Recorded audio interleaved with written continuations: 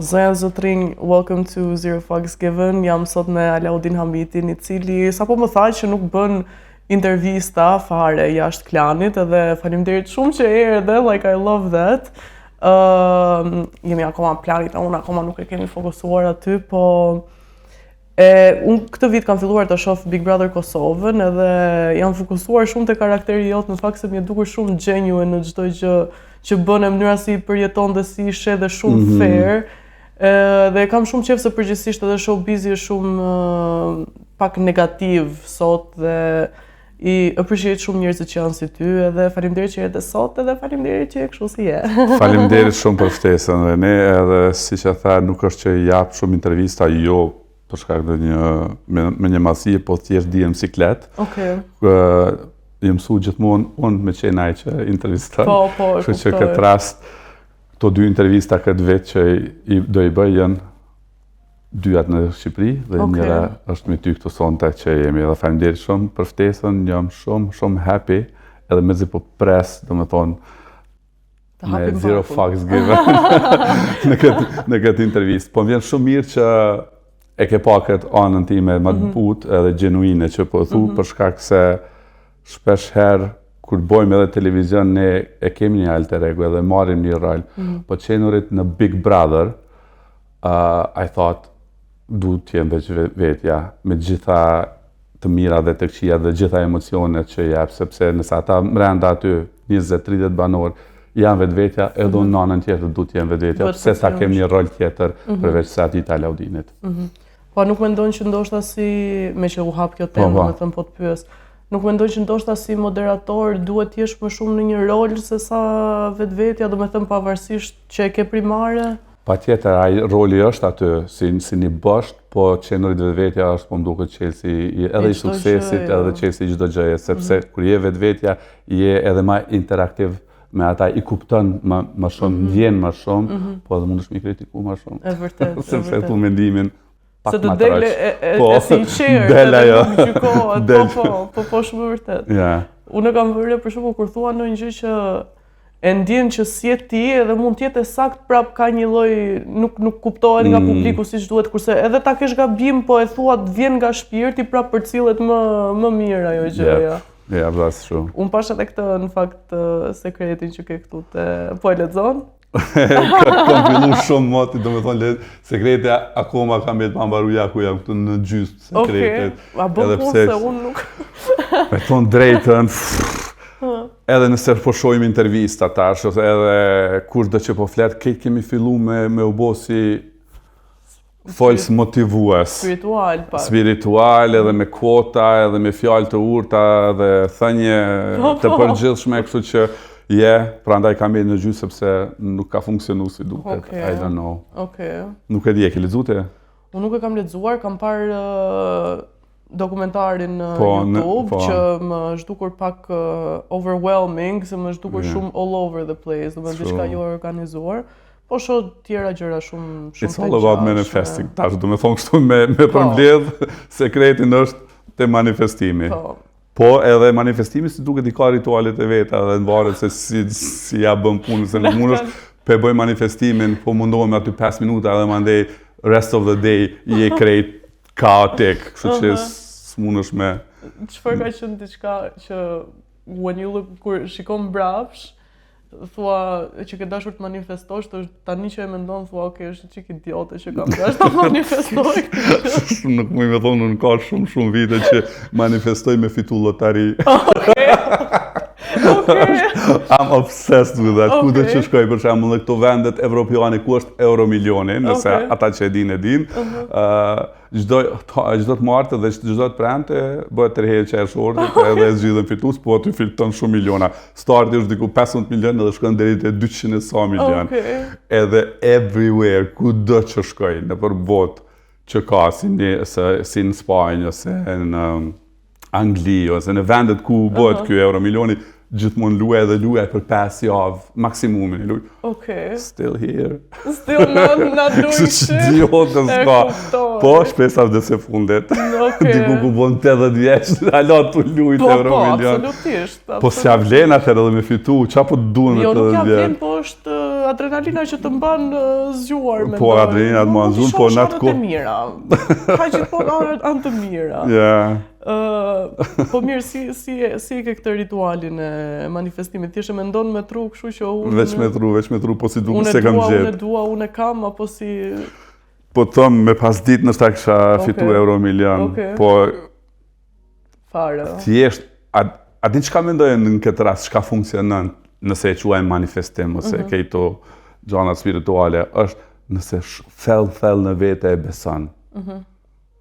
Se ka disa momente ose disa përjetime që i bën ose disa dëshira o ëndra që i ki, një farë forme your gut knows it. Po. Edhe ato mandej me kohë, me siguri realizohen. Po nuk mendon për shembull që ndoshta është për shembull, po të marr një shembull konkretimin edhe ndoshta ta shtjellojmë. Unë kam një vetbesim shumë të madh që nga karriera do arri sukses shumë të madh.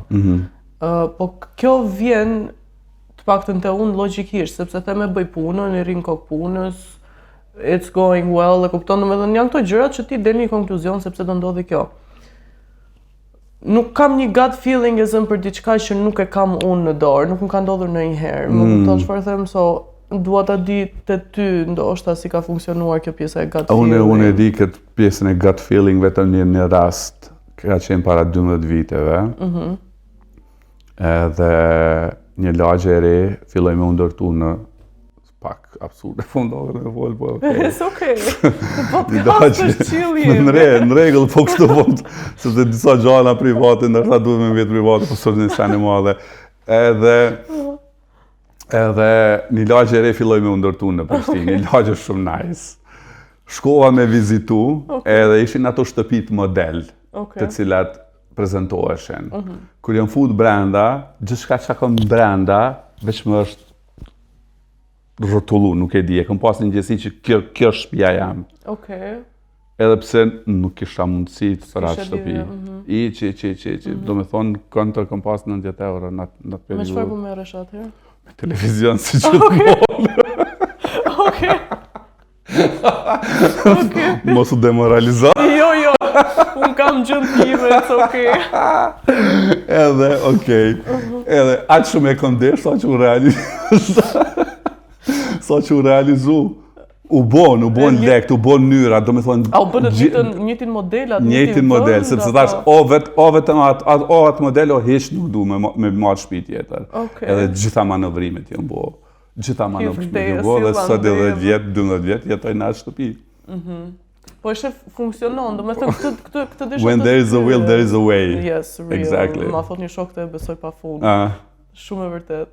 Po jo, realisht mendoj që ky është manifestimi, do me thënë, kur ti shikon në kohën brapa dhe mendon se çfarë ke dashur atëherë... Po, dhe tash nështë ajo në atë kohë s'ka qenë, ka që përhapun kjo spiritualizmi dhe manifestimi, nështë s'kemi ditë çka është manifestimi, sepse nuk ka qenë trend që është tash. Po, kur kthehesh mrapa e sheh, okej, kjo është një formë e manifestimit. Absolutisht. Mendon që punët që ke bërë i ke manifestuar, apo ke bërë dhe gjëra që jo detyrimisht ke dashur ti bësh gjatë karrierës tënde? Patjetër që ka gjëra që jo detyrimisht dën me i bo edhe që detyrohesh me i bo për shkak të cakut edhe qëllimit që ki. Tash, këto shkojnë edhe me manifestim krejt, unë kam arë në Kosovë para 22 viteve, para saj kom jetu në Finlandë. Edhe kur jam kthy në Kosovë, për mu sado që ka qenë vendi im, ka qenë paka shumë një shok kulturor. Sepse ti jetosh në Finlandë. Sa vit, do me thënë, sa vjeç ti ke lindur në... Kam lind këto. Ke ndetur deri në moshën... Deri në moshën 11-12 vjeç kam jetu këto, në atë periudhën e keqe të Kosovës, edhe mandej kam shku në Finlandë, kam jetu 10 vjetë. Njësoj pas kemi jetë. Po, ky 10 vjeçari ka qenë shumë krucial për mu, sepse më ka formu si Alaudin, sepse adoleshencën, gjithë adoleshencën e kum kalu zhvillimin krejto. Edhe kur erdha në Kosovë, në një sistem finlandez, në ato kaotik, pas luftës së Kosovës, për mu konë shok, dhe me thonë edhe ata me që i kisha, nuk disha se si mu sill me ta, dhe këtë më thëshin pak weird do je, se Finlanda e ka pas këtë distancën, jo gjatë Covidit, po edhe para Covidit. Ne, kur jemi përshëndet me dika, nuk ka qenë përqafje, hugs, këto, veç haj, moj është haj finlandisht, nga distanca, e kemi ngrit dorën. Edhe kur erdha këtu, turmat kap, ke shoqëria, wow, hag, ti nuk disha çka me bos. E kuptoj, jo. Ishe një farë kaosi që nuk më isha me mbledh vetën. Edhe atëherë unë mendoj që meshkujt e femrat duhet të edukohen pak mbi kulturën e tyre seksuale në Shqipëri, kështu që vendosa t'ju prezantoj me Skins, që ka lloj-soj gjërash që ju të përdorni për të lezetuar veten tuaj. Duke filluar nga vibrator që kanë lloj-soj formash dhe nuk kuptohen fare nëse keni kështu prindër shumë strikt në shtëpi ose ku di unë, nuk doni ta marr vesh burri, duke vazhduar te lubrifikant me lloj-soj shijesh që pse jo t'i përdorni për stimulim më shumë se ç'duhet, lodra për meshkuj, keni disa spray dhe serumesh. Spray dhe serume që mund t'i përdorni për të zgjatur më shumë. Unë po qesh sepse e di që është pak tabu në Shqipëri, por mendoj që ja vlen t'i përdorni që të mos jeni kaq të frustruar nga jeta. Prezervativ me lloj-soj shijesh, gjithashtu lubrifikant përsëri dhe po hap një nga këto, vetëm t'ju tregoj një nga vibratorët që kemi. Doni t'i blini një trëndafil të dashurës suaj, mund t'i blini një vibrator që ngjan si trëndafil dhe e gjeni te Skins Albania që është në Instagram dhe Skins Albania në website, do t'i shkruaj të dyja këtu. Nga zysha juaj, sot e mbyllim mësimin. Çka të bëj? U ktheva në Kosovë, çka të bëj? Se më pëlqeu vera që isha këtu, vendosa mu kthy me provu një vjet me jetu. Tash çka të bëj këto? Okej. Përmes një shokut. Çfarë të bëri përmes të vish? Çfarë ishte ajo që të shtyu të vish? Ishte thjesht vizita. Okej. Me i pa prindrit, edhe mandej më pëlqeu çaj kaosi se kur jenë në pushim është ndryshe se sa kur ti jetosh në një vend. Dilshe ka qenë një atmosferë, është ende Prishtina, nightlife-in e ka shumë okej. Dashuroj. Edhe mu duk që super, kur ktheheva në Finlandë, kom hap derën, se nuk isha një muj. Gjitha fatura që vinin asë obligime, thash o zot, pse s'shkoj unë në Kosovë, veç pakten me përvu një vjet. Edhe nuk ishte ashtu si që ishte pushimi. E po ashtë problemet e krejt vështirësi që janë, plus shoqëria në rregull, po se cili punë të veta në fundit. Edhe mu desht mu kapdi ku fillova me studiu gazetarin.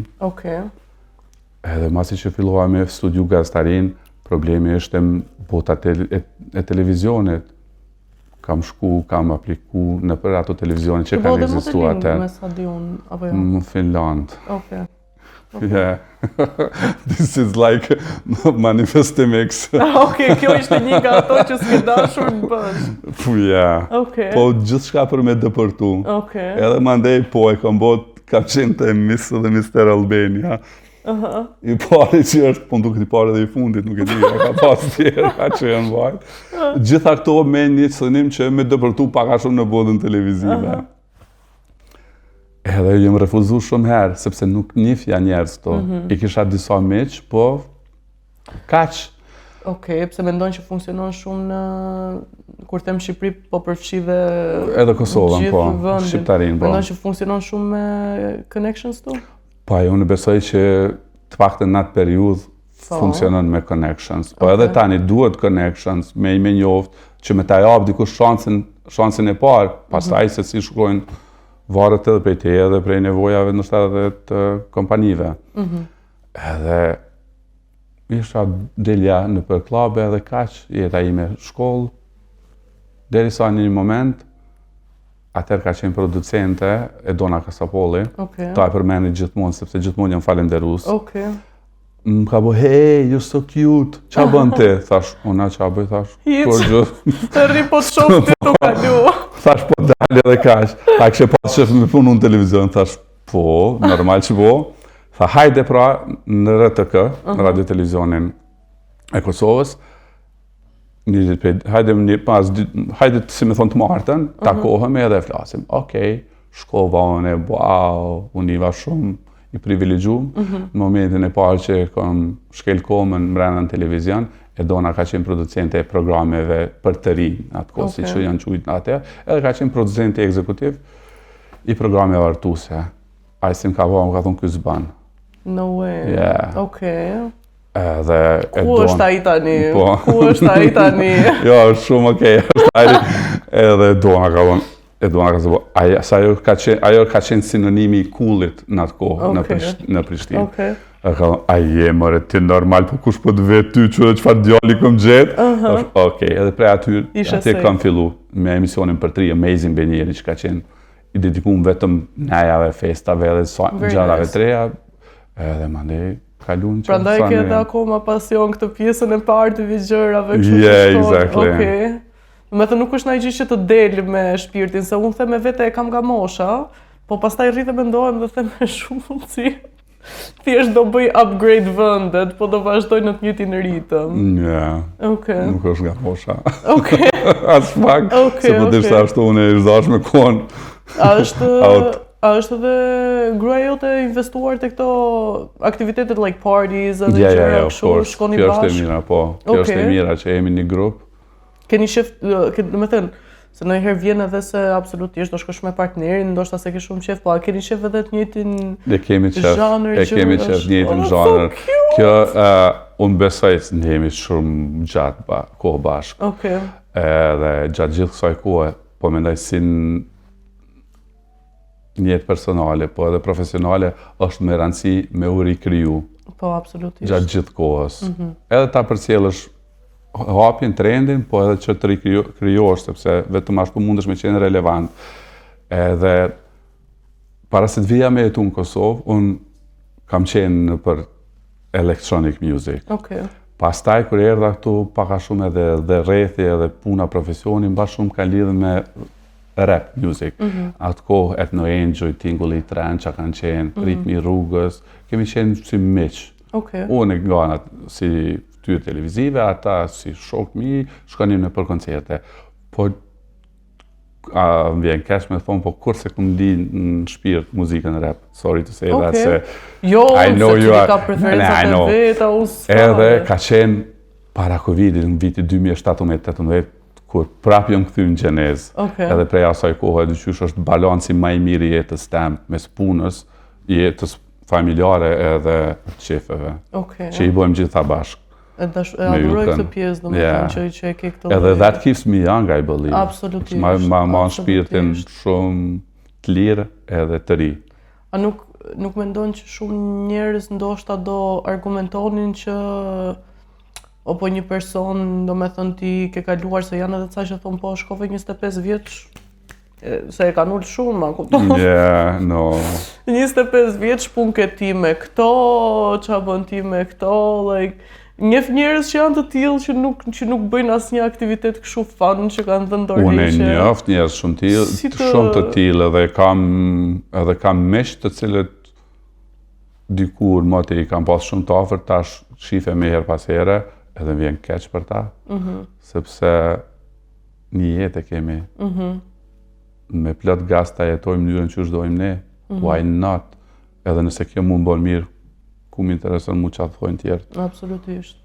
Ja. Po si për shembull, ndoshta e kontrollon veten nga se ndonjëherë të merr edhe kot kjo jeta e qefit, të shfrenon, si e kontrollon veten që mos ta kalosh cakun.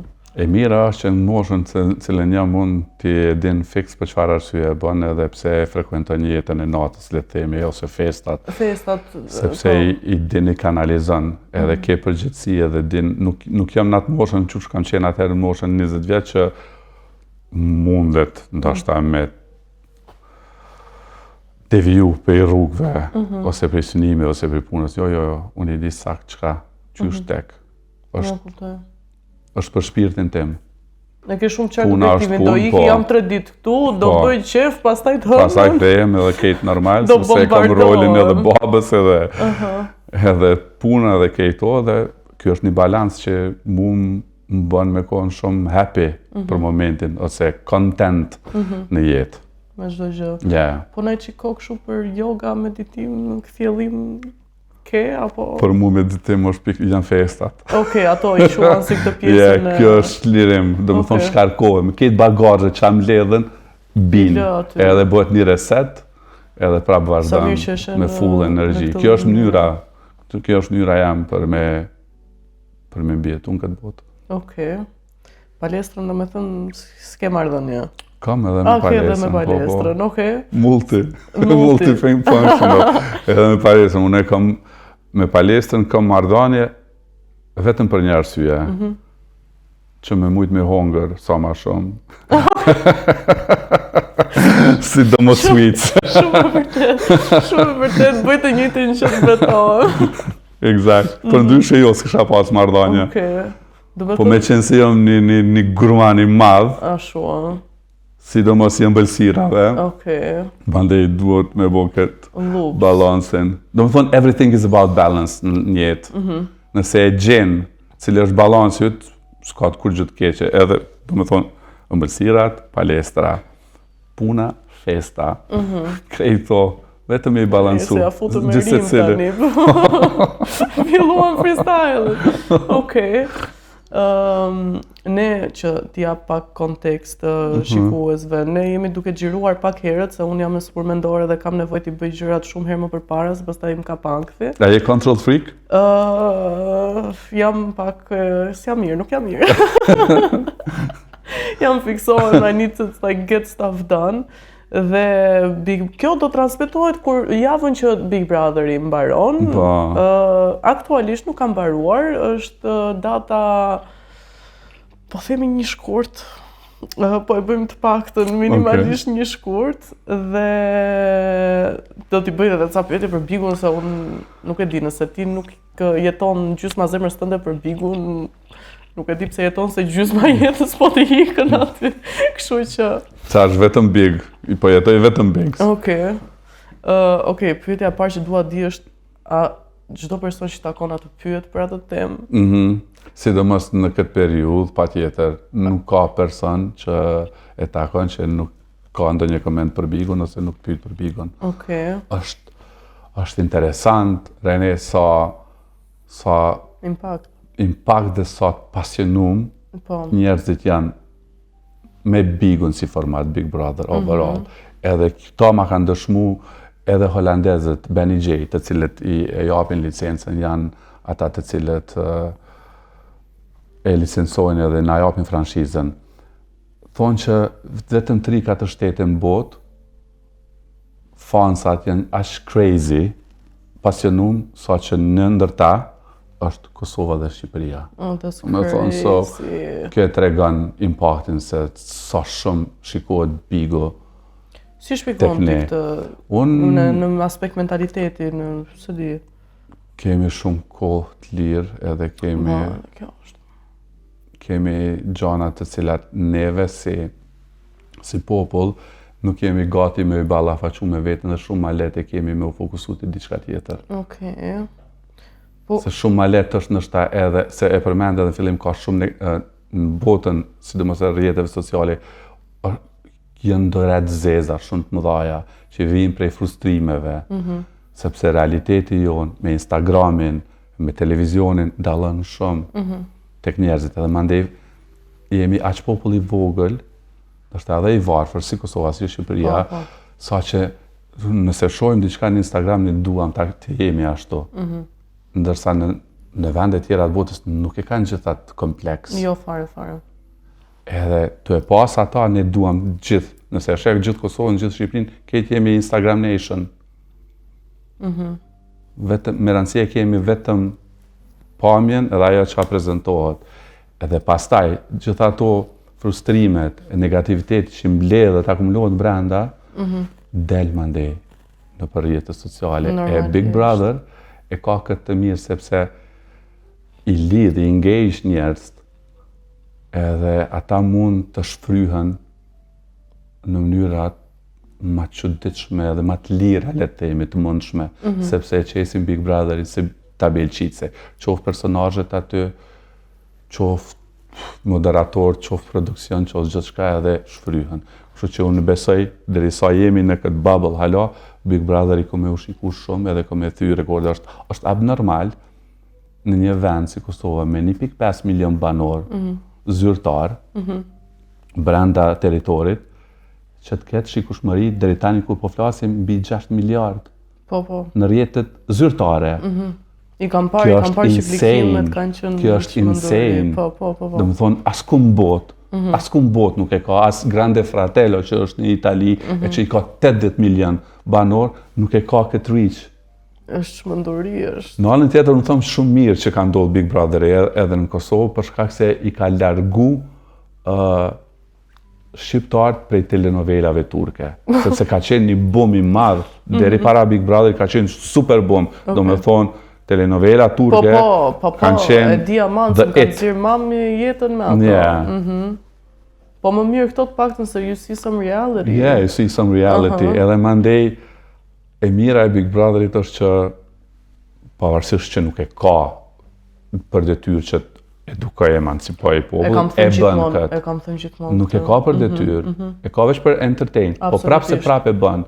Ndër vite, ky është sezoni 4 që po shkon, kemi pas karaktere të ndryshme, karaktere edhe personazhe, ndoshta që në shoqëri nuk pranohen lehtë. Mendon që ka thyer se këtu dëshon me dalë, mendon që ka thyer tabu? Ka thyer tabu. Unë e mbaj mend mirë edhe duhet prapë me cek, ndoshta e kam cek në për intervista këtu në Kosovë, që në sezonin e dytë kemi pas Edona James. Po. Trans. Edhe Edona James para 10 viteve, kur e ka patjap një intervist, ka qenë më e përsekutuar ndonjëherë, domethënë ka marrë death threats, e gjitha ato sa që ka qëndruar në Kosovë vetëm një javë pas intervistës që ka dalë, edhe mandej është këtu në Gjermani dhe nuk ka ardhur kurrë. Deri në momentin që e kanë ftuar për me qenë pjesë e edicionit të dytë, me shumë hezitime, ka pranuar edhe pse ka pas shumë qef. Por ajo i ka thy gjitha tabut, sepse ajo u bo personazhi më i dashur, edhe e kanë pranuar si të ri, sepse Big Brother nuk ka ndonjë target caktuar. I ka prej 5 deri në 75 audiencën. Edhe ajo që më ka pëlqyer që edhe njerëzit në moshë e pëlqenin. Edhe në përfshatra të ndryshme e pëlqenin Edona James. Mandej është një organizat Freedom House, që tregon për lirinë e shtypit edhe lirinë e media dhe impaktin e tyre. Big Brother është përmend në Freedom House, organizat botërore, pikërisht për impaktin që ka pas në mentalitetin këtu me Edona Jamesin. Edhe kështu nga vitin në vit, kemi karaktere fantastike, po mendoj fantastike, yes, of course, të ndryshme, të cilat ne si shoqëri gjithmonë i kemi fsheh përpara, ne i themi, i kemi fut në tapet, në tepe. S'kemi dash me folë shumë, mos folë se zbën se kjo është qika, është lesbian, është gay, ose është ka ndonjë smuj, ose gjithmonë i mdu me im shef edhe vetëm me portretizu atë pasqyrën edhe atë kornizën perfekte të një populli. Jo se ne jemi si gjithë populli tjerë, i kemi gjitha këto ngjyra mes nesh. Të gjitha këto ngjyra dhe bëhen kaq shumë gjëra që ne të gjitha dimë që ndodhin në jetën e përditshme, që po i bëjmë dhe vetë në jetën e përditshme dhe del njëri në ekran dhe ti thua, ua, po jo se kjo e bëri në ekran edhe prandaj është kështu, po ti ç'a bën? E prandaj Big Brother i mendoj që është një pasqyre para secilit që nuk ke ka ik edhe skeqare pa e pa. Prandaj mandej ndodhin edhe disa frustrime tek njerëzit të cilët mrapa tastierës shkruajnë edhe komentojnë, ofendojnë edhe personazhet aty brenda, sepse ka diçka thellë në vete që e din ose e ka në familje ose në përreth dhe që nuk do m'ja pranu. Kështu që ka njëherë Big Brotheri është pikërisht ballafaqim i realitetit të secilit prej nesh, i jashtë asaj shtëpie që ndodhin gjanat. Ballafaqim, po mendoj edhe një përmbledhje e çfarë ndodh, domethënë se ti nuk po i merr këta personazhe, janë njerëz normal që nuk pi krijojnë. Po pra, po. Kjo është jeta që po ndodh, domethënë plus minus, këto janë gjërat që ndodhin. Okej, a ndikohesh ndonjë çik ti nga këto komentet? Kush tërren, po patjetër që secili prej nesh ndikohet. Por me kalimin e kohës, ndikimi ka ra në 2%. Okej. Ja. Se fillim i merr shumë afër zemrën, se thu pse, se duhet me qenë kaq negativ njerëzit. Për në anën tjetër edhe që është që secili e tregon gjendjen e vet. Kush ka kohë, nëse don dikush me kritiku diçka, më qu edhe me harxhu kohë për jetës vet, në tas tjerë, vetëm për me shti dikën tjetër me u ndi keq se për veti është mizerabël. Kjo është dyqysh pak shumë e pakuptueshme, por në anën tjetër thu okay, fine, fuck it. Unë pikërisht nga kjo me thënë drejtën, nuk e di personalisht, sinqerisht nuk më ndikojnë fare ato komente që shoh, like actually, genuinely. Di që ka një përqindje shumë të vogël të njerëzve që janë të tillë, përgjithsisht influencohen shumë, po jam me këtë pikërisht për këtë arsye se faktikisht i ke nerva të dalësh edhe s'më njeh fare, like you don't know me, kupton dhe po më shan, like nuk ta marr dot për bazë, you know? Nuk e merr për bazë, po prandaj thash, sepse gjithmonë ka njerëz që nuk do të pëlqejnë. Edhe është fajn, se po i pëlqejë gjithë atëherë diçka nuk është në rregull me ty. Absolutisht. Po, tu pas parasysh Big Brotherin, se sa shumë të ekspozon është just kanjer too much.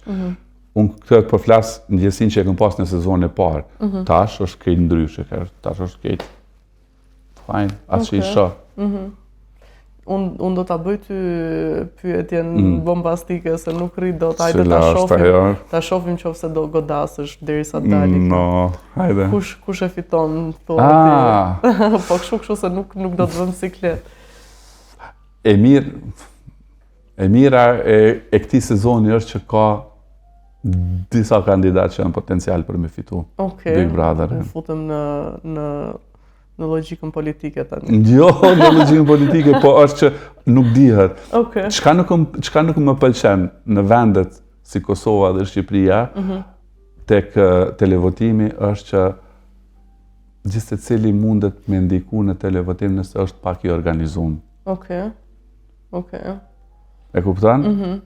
Sepse nëse ti si Rene, je brenda Big Brotherit, edhe ke jashtë një armatë të madhe, atëherë ata mobilizimi është shumë më i madh se sa jemi si Alaudine që nuk kam armatë.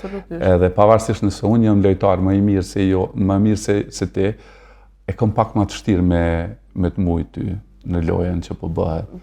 Por ekziston mundësia që këtë vit, nuk di a vlen kjo, mundet edhe më katirar, që këtë vit dua ta bëjmë që ta kufizojmë televotimin. Sepse çka ka ndodhur, ne kemi pas kufizuar edhe viteve të kaluara, çka ka ndodhur me disa fituesës edhe finalista është që është si fushat elektorale politike. Qohën familjarët ose grupi shoqëror shkojnë qytet në qytet, japin mbushin telefona që të votojnë për Renen këtë rast. Është crazy. Edhe do ta kufizosh këtë gjë. Po, sepse ashtu e kemi fituesin ose fituesen reale. Okej, e vërtet edhe kjo qëndron. Ti personalisht këtë do doje ose kush mendon se e meriton, se këtë do doje ndoshta, po kush mendon se e meriton? Janë 3 persona. Okej. Që mendoj që kush do të fitojë nga ta është okej. Në një është lëndrimi. I cili duke qenë vetvetja edhe ai ka thy gjitha stereotipet edhe në publik, po është super pozitiv si gaj. Tjetra është Eliona, është një vajzë e cila ka një histori pak më të breshtë edhe më të rëndë që patjetër që e merr simpatin, po edhe me moshën që e ka si 18-19 vjeçare tash. Ka pas maturi super smart. Ka maturi edhe ballafaqohet përballë me secilin banor aty brenda. Dhe pastaj e kemi edhe Albin e cila çka s'ka bërë në këtë format.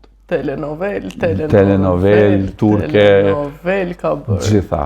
Domethënë ka jap shpirtin aty, gjitha ngjyrat e saj e kemi pa. Në 360 shkalla kemi pa Albin. Kështu që kur ndalesh me mendu, pse nuk e meriton edhe ajo. Po, absolutisht. Tani varet se ka preferon publiku. Personalisht ajo mendoj që do fitoj, po let's see. Let's see. A mendon se ka një farë lloj në një subkonsciencë kompeticion midis Big Brotherit të Shqipërisë edhe të Kosovës? Veç kushtran. Okej. Patjetër që po. Mendon- Patjetër që po. Mendon që ju ndihmon, se ndoshta mund të shikohet edhe Po, si shife si shikohet. Ne, si Big Brother Kosova, kemi nisë që 4 vite. Okej. Edhe gjithmonë në Kosovë është një tendencë inferioriteti ndaj shqiptarëve të Shqipërisë me shqiptarët e Kosovës. Okej. Shkaku gjuha, ne flasim geg, tosk, gjuha zyrtare, mandej është tosk, toskërishtja është bazuar më shumë në toskërishte. Edhe gjatë gjithë kohës, sidomos në sezonin e parë, ti ke krahasime. Studio ndryshe, ata më mirë ndryshimin, normal që e kanë sepse investimi është më i madh, lekut në Kosovë është më i vogël. Po me këto 4 vite çka kemi arrit me bo, është ekstra sukses edhe ky edicion po tregon që është më i suksesshëm nga të dy Big Brotherit. Joni. I duhet vetëm kohë dhe pikërisht kjo konkurrencë, sado që mundet me qenë toksike e shtrume në publik, për të dy palët është më mirë, sepse na bën më kreativ. Absolutisht. Na bën më kreativ. Po në anën tjetër, në një vend të vogël si Kosova dhe Shqipëria, 4 Big Brother këtu, 5 atje, secili Big Brother mesatarisht 30 banor, ku ki me gjetë kandidat 3 për sezonet e radhës. Po, vërtet. Unë në një ndër zyrtarë Çonti dhe Ledionin duke prezantuar një Big Brother të vetëm. Mendoj që duhet bëhet një collab kështu në përfundim të të gjitha. Po, ka mujt me qenë edhe collab, se ne arritëm me bo collabin me Grande Fratello këtë vetë. Okej. Po, që ka qenë paka shumë një ëndër gjithë secili Big Brother shqipfolës edhe realizum. Kjo vetëm tregon që ne jemi shumë të hapur për gjithë shka. We going up edhe jemi të hapur edhe it's okay. No bad blood with everything. Tjetër gjatë që nështë ta mundet me ushit edhe në publik, edhe njerëz që kanë qef. Perceptojnë, që me perceptu të tillë, po why not? Absolutely. I would love it. Po nuk e di edhe për sa kohë. Të jemi gatshëm për Big Brother.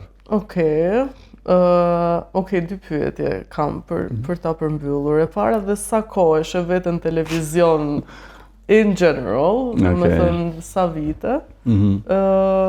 Dhe e dyta, si e sheh ecurinë e Big Brother VIP Kosova në long term? E para është në gjatë gjithë karrierës time, kom boj her pas here pa abuzat vogla. Okej. Edhe qëllimi jam është që më mirë t'alo unë sa është në maj, se sa të më le mu. Kështu ka ndodhë dhe me Nin, kam pas një emision, ndrimi natës, për 6 sezone, edhe në kulmin e Ninit në Kosovë e kam ndërprej. Kam pauzun një vit të gjysë dhe jam rikëthy me Big Brother. Kjo është ajo idea që mu rikriju. Unë do të vazhdoj t'a bëj deri sa do të kem pasion. Sa do t'a bëj Big Brotherin në Soko, nuk e di. Ta thash edhe ma herët, para se një gjiru që pas gjdo Big Brother i thëmë, this is the last time, është i ra fundit, se është aq e zaurus. Do me thonë, nuk kam jetë, gjatë tyre 4 muajve, nuk kam jetë, është gjumë Big Brother, gjumë Big Brother. Hani marrë të mërkur e ajtë e premte, shtu në djele, gjumë Big Brother, gjumë Big Brother. Po që nanën tjetër është këgja t'jep knatësima ndej. është e lashme, po t'jep knatësima. Masi që t'kallën kjo kohë, kthesh edhe mendon, thu, wow, it was fun, adrenalin. Si me ecë mbi vezë, që s'din kur çka po theje, çka po kris, po prap you keep going. Edhe më ndej, pasi përfundon Big Brotheri, bjen një heshtje totale, si lineare, vi, pa pulës, që gjithë kohës. Edhe duket jeta pak boring. Po, ndaj tani ekzistojnë festat. Mirë. Dhe pyetja e dytë është si e sheh Big Brother?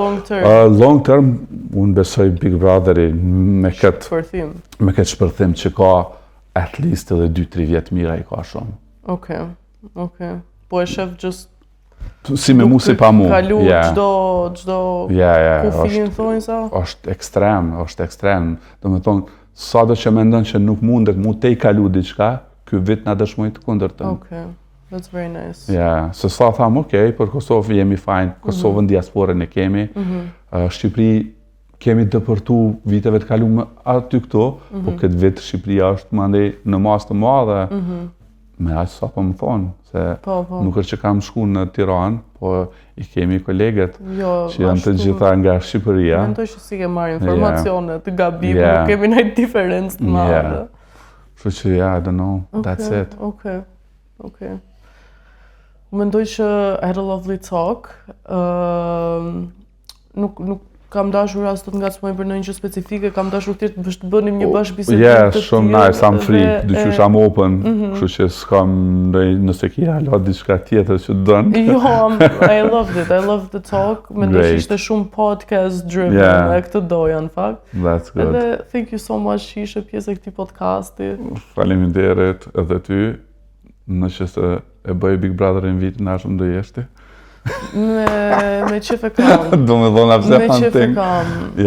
A dish, unë besoj që për gjithë ata, unë për vete, do doja shumë me qenë banori Big Brother-it. Futemi bashkë. Seriozisht e kam. Si një banori vjetë. Kështu në tardë më në mendoj, po. Bëjmë drama dhe në fillim. Po tari sa jam për drama, sa mu dhe me I përballu gjitha ato nuk e di, po me gjithat shumë kësha pas qef me pas një experience tillë se it's once in a lifetime experience. Edhe para mendoj nëse ose je finalist ose fitues është mrekulli se ndryshon jeta. Sado që nuk dën me pranu se jemi në një vend vogël prap, ndryshon. Edhe ti je pjesë edhe prap po të futesh si lojtar do ndryshoj. Absolutisht. Kështu që I don't know, Big Brother is waiting. Nëse unë bëj mendoj me thënë të drejtën, kështu që. Jo, sinqerisht, se them për kamera, po we'll talk. Ishte shumë kënaqësi për bisedu me ty, edhe kjo është takimi jonë I parë dhe ke shumë rrjedh, shumë easy ka. I loved it. Faleminderit. Thank you.